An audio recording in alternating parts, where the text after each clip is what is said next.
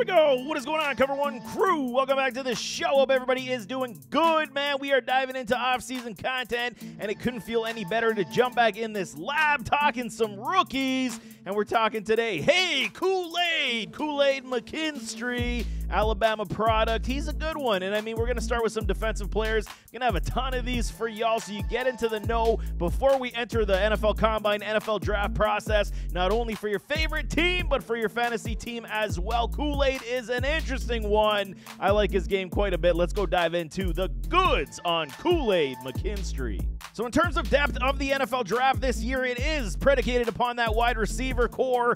Very good depth there as well. Offensive line, defensive line looks pretty good also, but defensive back help is definitely here. A lot of good sound talent at the defensive back position, and we definitely are going to be talking some Kool-Aid because the Alabama Roll Tide, baby, had another good quality class. But I mean, the biggest thing is Nick Saban is no longer the head coach, so we'll see how these recruits continue to not go to the Roll Tide as they move forward. But let's talk a little Kool-Aid career statistics and his measurables. 6'1", 180 pre-combine measurements as always. 21 years of age, played in 42 contests, 93 total tackles, 5 for loss, 2 sacks, 2 interceptions, 23 pass defended. He's very good in this respect, and we'll definitely touch that in the pros and cons for y'all, but no defensive touchdowns. He is a very sound quality defensive back that I did like dissecting his film. He was very good in so many categories. One is good size, okay? 6'1", 180. You want to see the 6'1", 190 to be that good, top-end level talent, but it is good size. He plays big, and he plays bigger than what, his measurables definitely say, man. Accelerators over the burst is basically the first thing I saw on the film that jumped out to me. He does have good recovery speed, which is good in that respect. So you would think the burst would be there off of the back pedal, off of where he does step. It isn't necessarily for me to say top speed, when he's trailing speed wide receivers. I'll touch a lot of that in the cons, but the accelerators over the burst for me was definitely there. A couple steps, and you can see him move that much better. Very good recovery speed, like I'm saying. He does bait quarterbacks very well. Also, I do like that about his game. He's got good versatility, man. They put him on the blitz, in the nickel, in the box, and he does come after the quarterback with sound ability, and he does make decent plays in that respect. Only 2 sacks, like I said, but at least the potential for him to at least get some penetration on running backs, understand to break down the pocket just a little bit, stumbling for my words, but he does have some good versatility in that sense, hence why I'm saying he does play a lot bigger than what he is. Good physicality and an active tackler. He will not shy away from those running backs, from the screen plays, taking down his wide receivers in the zone coverage, coming after them. He does it very well. I do like that about his game. You got to understand with defensive backs now in this new NFL, you got to at least have all the abilities to cover your man-to-man, cover your zone, and at least start making some tackles. The days of having, the true speed defensive back that only is good in coverage is kind of out the window, so you got to have that versatility to at least tackle to at least, 6 out of 10, 7 out of 10 to be that quality defensive back everybody's looking for. Great field awareness in zone, and I mean pass-off coverages. You see this a lot on his film. He's in the right place at the right time, understands when to drop off of his zone and come into the other wide receiver's lane. It's very good in this respect. I do love that about his game and think that's where he's going to make a lot of his money in the NFL. Depending on what team drafts him, zone coverage is definitely a plus for this man. Very good in the zone coverage awareness on the field, where to pass off to his safeties, to other zones.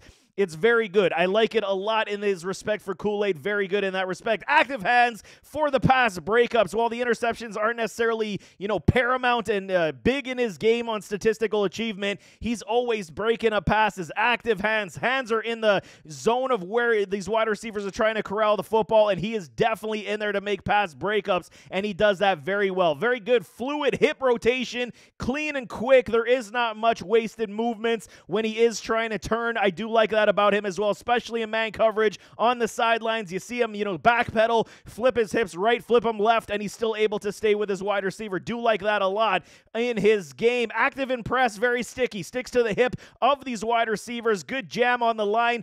You want to see a little bit more, consistency when it comes to his arm pushing in the jam, but I do like the fact that he's always trying to stick on the hip, especially in man-to-man coverage. Very good. Man-to-man is very strong in a Kool-Aid McKinstry, I do like his man-to-man coverage quite a bit. I mean, I think that there is issues for me when we talk about the overall speed objective, but he went against, similar like speed, talented wide receivers. McKinstry will stick on the hip and at least attempt to make a pass breakup. Strong in zone coverage, like I'm saying, understands where to track his wide receivers, understands the placement on the field, and always is watching the quarterback's eyes. Very good traits in a zone cover corner. So you got to say he's kind of a jack of all trades when it comes to these skill sets. I do believe there's nothing elite in tendency and trait for a Kool-Aid, but I do think he does a lot of these things very, very well, which would, amplify the fact that he could have a very long career in the NFL based on all of the traits that he does possess. Like I said, jack of all trades, not just specific to one. Great shadow technique on the deep ball. He's very good. Keeps the wide receivers to the sideline, keeps the wide receivers right close to his hips so that it's not out of arm's length when he does jam off the pressure and timing routes especially. Very good in that respect. I do like a lot of these traits that he does possess, and for these guys that aren't necessarily gifted with great wheels, 4.3 wheels, I think that this is the part of the process. You got to be something of a technician and understand that you got to make plays where they are to be had. For his cons, let's talk about some cons. Tape speed views is average to me, and this is a big problem for a lot of these defensive backs that we see nowadays. They're running a 4.3 easy. This guy, I'm very curious, okay? If he does run a 4.3 at the combine, I'll eat my words. It's just tape speed does not translate specifically to that. He's got a slower getup because he's always patient and waiting, especially when you see it on the blitz packages as well. Very much slower getup because he's waiting for that hole to, open up. He does utilize that press to at least enhance the fact of his speed loss, but I will want to see what he does run at the combine because that will definitely uplift a Kool-Aid for me that much more. If he does get a 4.41 to 4.38, I'm definitely lifting up Kool-Aid my board. No kidding about that. He can get too handsy at times, but we see a lot of this from this class also. They're being taught to keep their hands on these wide receivers, get the jam, especially in coverage.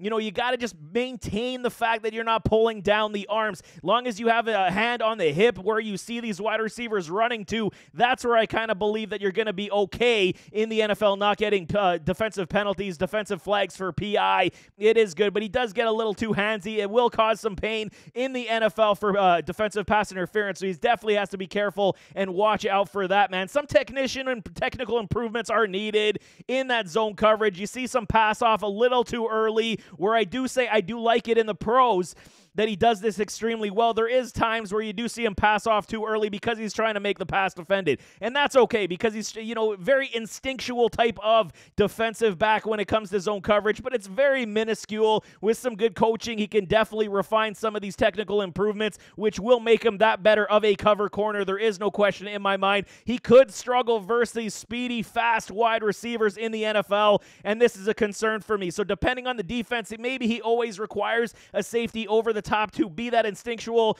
pass defender. But I do believe that he's got enough. And like I said, if we do see what his 40 time is at the combine, if he does run that 4.4, I'm okay with it. Then I'm going to eat my words just a little bit and say, yeah, okay, we can live with the speed and what it is, especially with his accelerators. He does get off the ball very good, very sound footwork also, but he could struggle versus these deep speed wide receivers, and it could give up some definite big plays. He can lose track of the ball at times. We have seen this on film, but it's not a grave concern. It's literally coaching ability, understanding where to put your wide receiver, understanding when to look for the football, and the jump balls in the end zone, we'll see. I do like that about his game, but I did see it, cooked a couple times where we could see some technical issues and where he needs to fix those also. But overall, Kool-Aid McKinstry is a very talented defensive back. Some saying the top one in this class. He's going to be very close for me.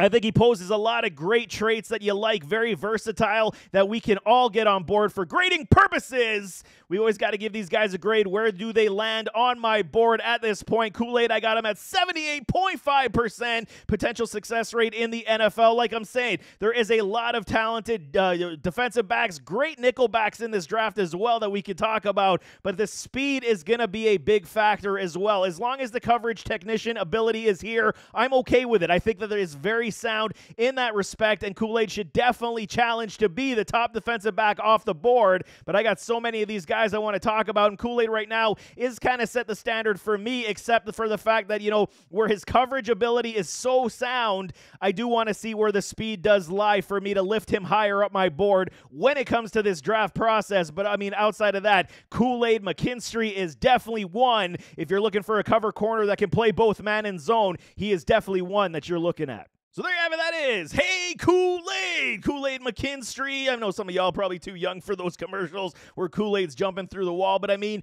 he's a good, solid talent. Alabama, you know, last year we're going to see under the Nick Saban regime who he recruited, how these guys do perform in the NFL. His combine is going to tell a very giant tale for me for the, you know, attributes in, you know, speed, agility. I want to see all that on display. I know a lot of people don't like the combine. When you talk about individual traits, that's where we understand and iron out the rest of these guys' games. And I mean, Kool-Aid right now for me is very good in the coverage. So if you're looking for a good cover guy, like I said, Kool-Aid has definitely got to be on your radar. But there you go. Nevertheless, as always, don't forget to hit that like button, hit that subscribe button, jump in those comments, give me your thoughts, and we'll see you next time. I am out.